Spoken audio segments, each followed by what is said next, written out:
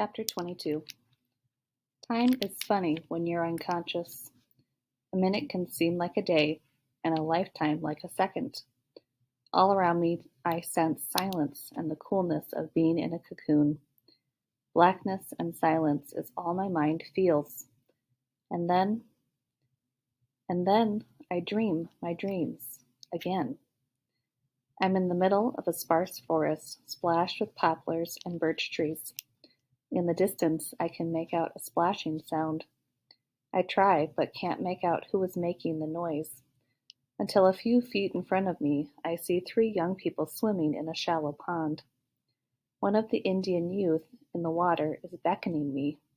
She walks out of the water away from her 2 companions, who I instantly understand are my ancestors who are with her in the afterlife.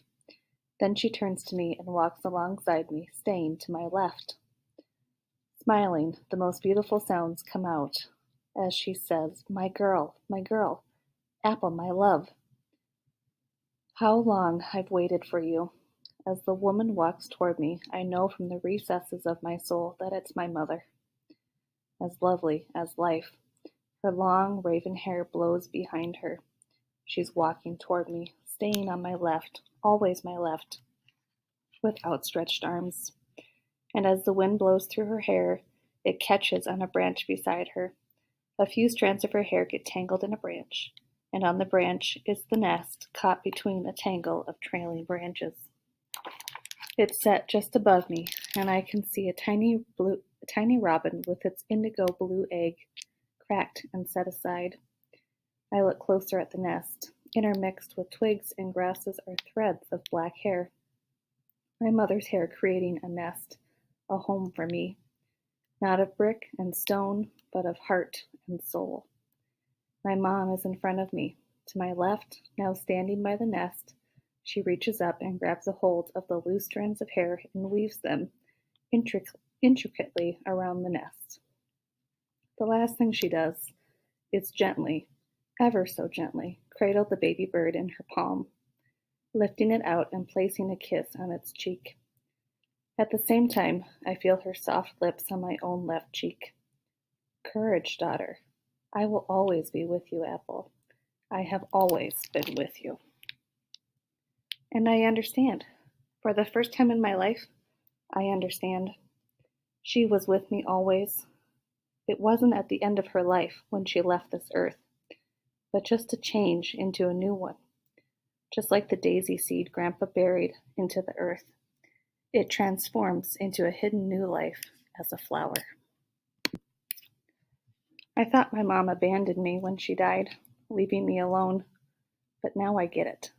She's been there all along, from my first steps walking to my first day of kindergarten. As I look at the flash of my life before my eyes, I see the movie version of my life, rated G. Don't you know? Mom is in the background of every scene. I watch like a moviegoer, and I see how her influence has hovered around me. She was there that day at the slide when the boy called me a prairie nigger, and it was she who summoned up the courage deep down to hawk the loogie on him. It was she who showed me how to tiptoe around when my dad was drinking, and she is whispering in my ear to go back to a family member to understand why I feel the urge to say the weird things that come in my visions. Finally. Mom, talk to me. What do these visions and questions mean? Suddenly, I leave the dream world as quickly as I entered it. The cool dampness of my surroundings sinks in, making me shiver. Slowly, my eyes open and blink. My ears make out that sound again. Bang! But this time, it's accompanied by voices hovering above me. Am I dead? Is this heaven? Somehow, I thought it'd be warmer. Sniff, sniff, and smell better. I thought it'd be cleaner, too. Scraping the surface next to me, I feel the dirt under my fingers. I look up to a bright light. I can make out a person who is surrounded by a glow. Is it an angel? I see a large hand coming towards me.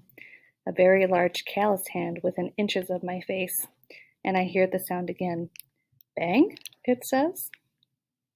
Ah, help, help! I shriek with all my might. I'm kicking and screaming my head off. Crikey, Sheila, simmer down or the shrimp'll be jumping off the barbie. That's no angel. Or even a gunshot. I'd know that voice anywhere. Peeking over the edge above me are 4 dark faces peering at me. Who seems to be in a grave? An empty grave. Thank heaven for small favors. Junior, help me out of here. Tears of fear and joy run down my face as it's tilted upward, and I grab for his massive outstretched hand. I get to a kneeling position and glance up again at my saviors. It's Junior who's smiling wildly, my grandparents, and of course little Nezzy. Apple, bang, she says, eating a piece of fry bread, letting the crumbs fall down into the grave on top of me. Her curls spill over the side of the top of my earthen tomb as she leans over casually, as if she's peering at a fish swimming in a pond. She reaches over the edge of the grave and asks again with an outstretched hand, Bang? Hearing her say that, I remember that was the sound I heard after the altercation with Raph.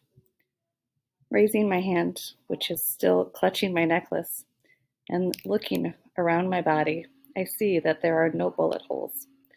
Raph didn't shoot me after all. So, it wasn't a gunshot I heard saying bang, but Nezzy, once again, wanting to share her fry bread. Of course, it doesn't help that she says it so loud. I must have blacked out from the fall into the grave. Finally, able to stand, I reach up to the giant paw of the hand Junior's extending to me. He lifts me out in one grand swoop. As soon as I step back on solid ground, my family rushes to embrace me, tripping over themselves to get to me first. Dazed and confused, I ask, What happened to me? How did I get in this grave? And what happened to Carl's kid?